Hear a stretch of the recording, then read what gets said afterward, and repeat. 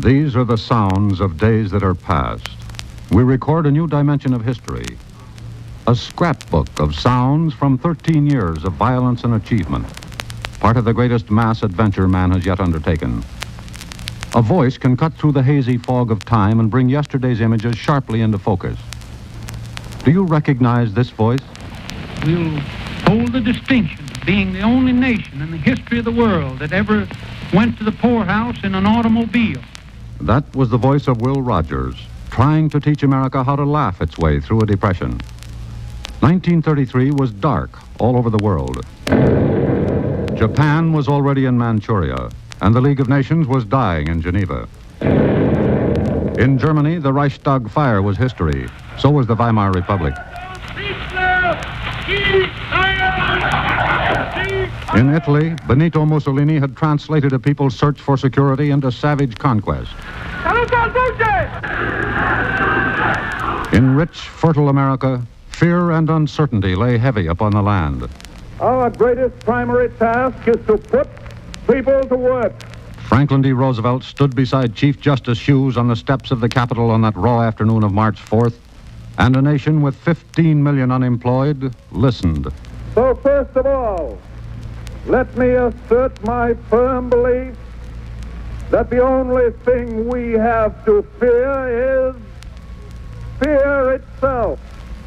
Nameless, unreasoning, unjustified terror, which paralyzes needed effort to convert retreat into advance.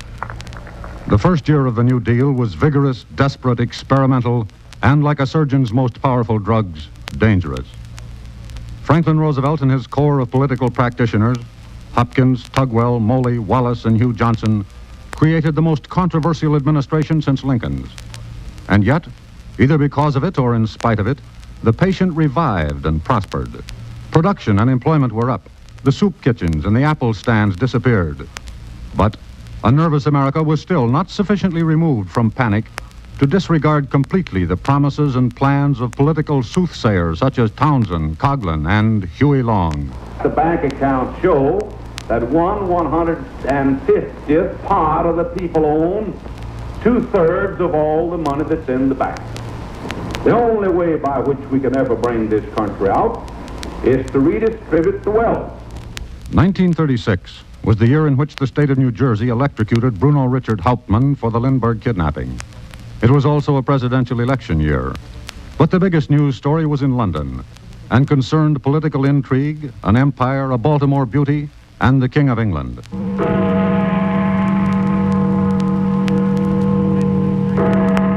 On the night of December 11th, as Big Ben tolled the hour, London cinemas were deserted, New York subways empty at their usual rush hour. In Eugene, Oregon, and Johannesburg, you could hear the world quiet down. This is Windsor Castle, His Royal Highness Prince Edward. At long last, I am able to say a few words of my own. I have never wanted to withhold anything.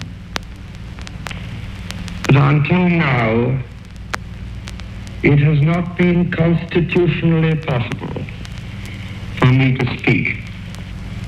But you must believe me when I tell you that I have found it impossible to carry the heavy burden of responsibility and to discharge my duties as king as I would wish to do without the help and support of the woman I love.